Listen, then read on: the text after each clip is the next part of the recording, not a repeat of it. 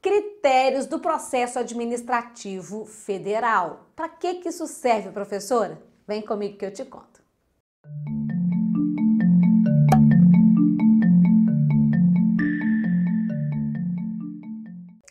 Olá, professora Elisa Faria. Nós estamos conversando essa semana sobre a Lei 9784 de 99, que traz o processo administrativo federal. Embora seja federal, nós conversamos também que esta é uma lei cobrada em concursos municipais e estaduais, porque, por analogia, esta lei se aplica também aos estados e municípios, ok? Bom, e aí, não é só quando cai processo no seu edital que você tem que saber essa norma. Quando cai ato administrativo, essa norma cai. Quando vem princípios no seu edital, também é possível você encontrar questões fundamentadas na Lei 9784. E aí, o nosso tema de hoje vai ser falar dos critérios ou os princípios aplicáveis ao processo administrativo federal.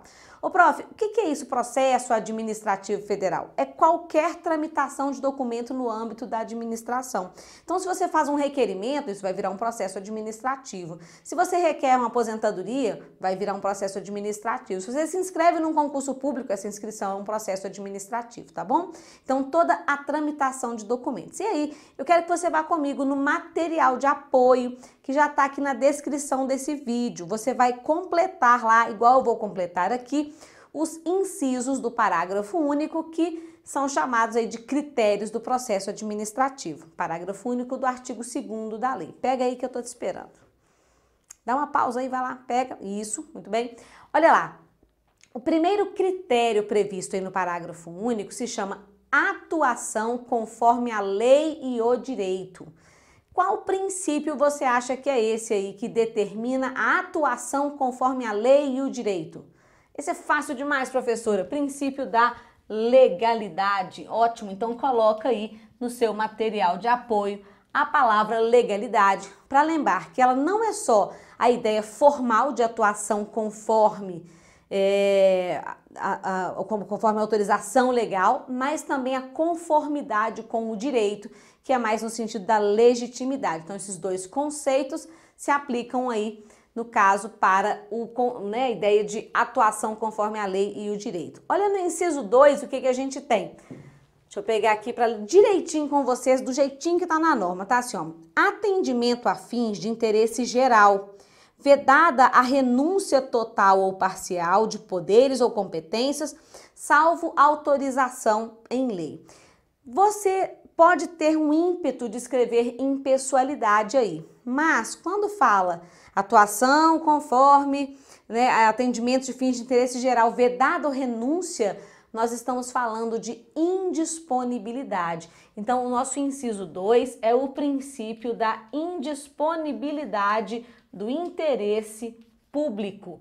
Coloca aí, princípio da indisponibilidade do interesse público. Por quê? Porque é vedado renunciar esses poderes, tá certo?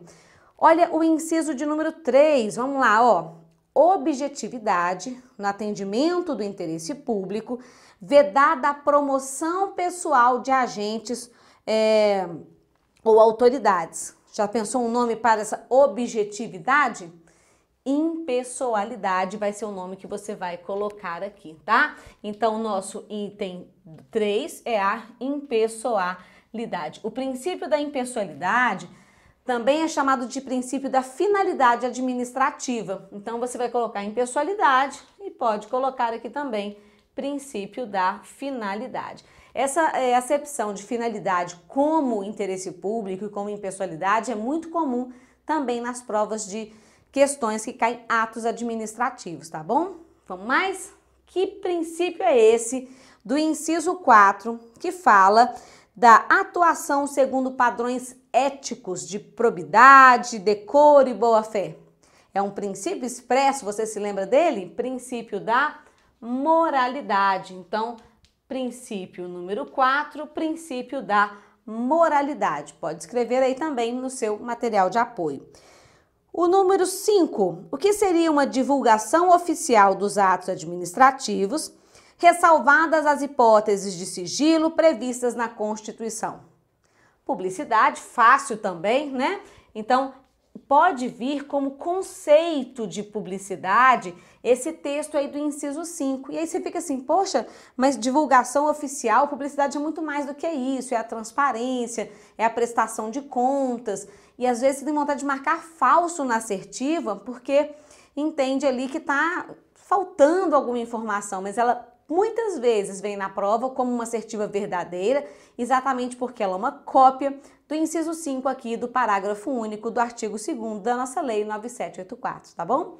O nosso item 6, o critério número 6, fala assim, ó, adequação entre meios e fins, vedada a imposição de obrigações, restrições e sanções em medida superior àquela estritamente necessária ao atendimento do interesse público. Você vai ver que eu deixei aí no seu material de apoio duas casinhas, 2 espaços para completar.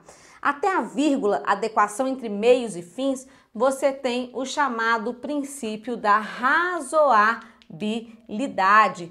E depois da vírgula, comumente a gente encontra a descrição dessa proporcionalidade, que é essa ideia aí dessa adequação, da vedação de imposição e sanções em medida desnecessária, tá? Então, razoabilidade e também a ideia de proporcionalidade. Coloca, por favor, no seu material de apoio com a sua letra. Não vai escrever um Z tão feio que nem esse aqui, que não parece um Z, né? Um risquinho ali para parecer que é um Z, ó. Razoabilidade, tá bom? Ficou pior ainda.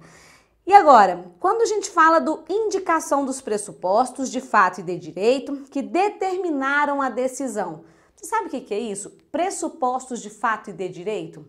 Chama-se motivo do ato administrativo. E quando você é obrigado a indicar esses motivos, qual o nome desse princípio?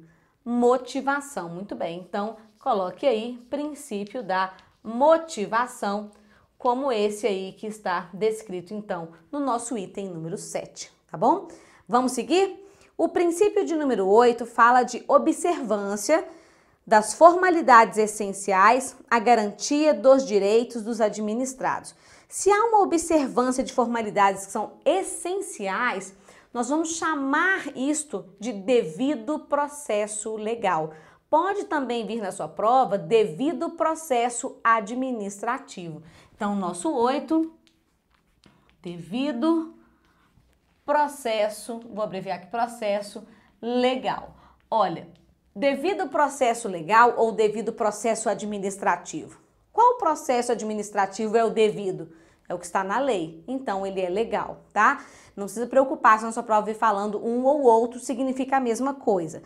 Significa que há um conjunto mínimo ali de exigências que tem que estar no seu processo administrativo. Então, por exemplo, se você vai ser intimado, tem que te dar um prazo mínimo para você se manifestar. Se você tem provas apresentadas pela acusação, no seu direito de defesa também vai poder apresentar. Então, são as formalidades mínimas, também chamado, então, due process of law ou devido processo legal. Nosso item de número 9 fala da adoção de forma simples o suficiente para proporcionar adequado grau de certeza, segurança e respeito aos direitos administrados. Diferentemente de um processo judicial em que a forma é muito sólida, ou melhor, muito rigorosa, tá? Aqui nós temos um princípio chamado formalismo moderado. Então, no seu número 9, pode escrever aí formalismo moderado. Cabe moderado aqui na tela, produção? Coube? Ok. Então, até caberia lá devido processo legal inteiro, né? Vamos deixar bonito aqui. Devido processo legal. Ótimo. Professora, formalismo moderado, eu vi numa prova isso chamado de informalismo, pode também. São os dois nomes desse princípio, ou o princípio do informalismo ou do formalismo moderado. Vamos entender um exemplo disso? Se você está com um processo judicial e não um processo administrativo, e aí veio uma sentença no processo que não foi favorável a você e você quer recorrer dessa sentença. O nome do seu pedido é apelação. Se você apresentar um pedido com o nome de agravo de instrumento, você já perdeu, porque ele nem vai ser analisado. Então, o formalismo é muito rigoroso num processo judicial. Se você não usa a forma certa, o seu conteúdo do pedido sequer vai ser analisado. Isso não ocorre no processo administrativo, em que há uma maior liberdade da forma, ok? Claro, há algumas formas essenciais, mas nem todas elas são formas essenciais. Quais são as essenciais, professora? As que a lei determinar que assim sejam, tá bom? Bem, agora vamos para o nosso item aqui, ó, de número 10. Garantia dos direitos à comunicação, a apresentação de alegações finais, a produção de provas e a interposição de recursos nos processos que possam resultar em sanções e nas situações de litígio. Aqui é o tradicional princípio previsto lá no artigo 5º da ampla defesa e contraditório. Então, coloca aí, princípio da ampla defesa e contraditório. Ok? Princípio da ampla defesa e princípio do contraditório. Número 11. Proibição de cobrança de despesas processuais ressalvadas as previstas em lei. A gente até viu isso na questão que a gente fez da FGV. Qual que é o nome desse princípio que fala da proibição de cobrança de taxas? Princípio da gratuidade. Ele é absoluto? Não. Por exemplo, quando você se inscreve num concurso público, existe uma taxa, né? Então, é possível sim que a gente tenha taxa em algum processo administrativo, mas não é a regra. A regra é a gratuidade. Ficamos agora com o inciso 12, impulsão de ofício do processo administrativo sem prejuízo da atuação dos interessados. Nós sabemos que lá no processo judicial, você só pode ter um pedido apreciado se você requerer à administração, né, o judiciário, a análise desse pedido, ou seja, o judiciário só age mediante provocação do interessado. No caso do processo administrativo, não. Existe também uma atuação de ofício, ou às vezes vem em latim ex officio. E aí esse princípio se chama princípio da oficialidade. Então, o princípio da oficialidade é o que diz que os processos administrativos podem andar, se movimentar, tramitar, independentemente da provocação de um interessado. E por último, 13, que fala da interpretação da norma administrativa de forma que melhor garanta o fim de interesse público, dá vontade de escrever impessoalidade aqui, mas fala vedada a aplicação retroativa de uma nova interpretação. Quando vem esse vedada a aplicação retroativa de uma nova interpretação, nós vamos chamar esse princípio de princípio da segurança jurídica, ok?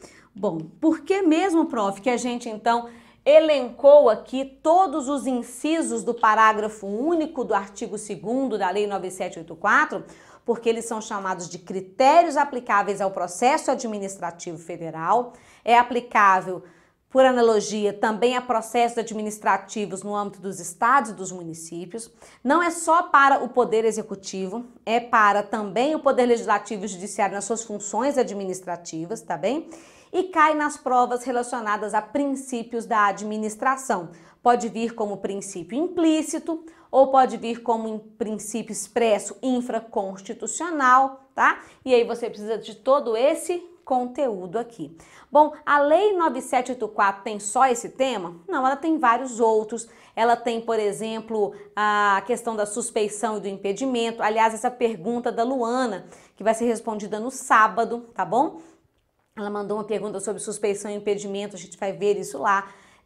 Também tem a parte que cai junto com atos administrativos. Quando você está fazendo uma prova de ato administrativo, ela te parece impossível de responder, vai lá na Lei 9784 e dá uma olhada nos artigos 11 ao 17. Ele está falando de competência para a prática dos atos administrativos. Inclusive, lá no 13, fala da competência indelegável, que torna, inclusive, o ato nulo e, portanto, não passível de convalidação. Ou você pode ver ali no artigo 50, quando determina que os atos que impõem sanções, obrigações ou que anulam outros atos, revogam, convalidam, devem ser necessariamente motivados, que é esse princípio aqui, ó, da motivação. Então aqui, ó, vai dar um pulinho lá no artigo 50 da lei para falar mais sobre motivação. Além disso, quando você pensa na extinção do ato administrativo, dá para passear ali nos artigos 53, 54 e 55, que falam de anulação e revogação dos atos administrativos, fala da convalidação temporal e da convalidação dos vícios sanáveis, tá certo? Bom, esses são os pontos que a gente escolheu aqui para tratar sobre a Lei 9784 e eu espero vocês no nosso próximo vídeo de teoria. Se inscreve aqui no canal, pode mandar perguntas, faça comentários aqui embaixo ou então a gente se vê nos vídeos dos outros dias da semana, tá bem? Até lá, beijão!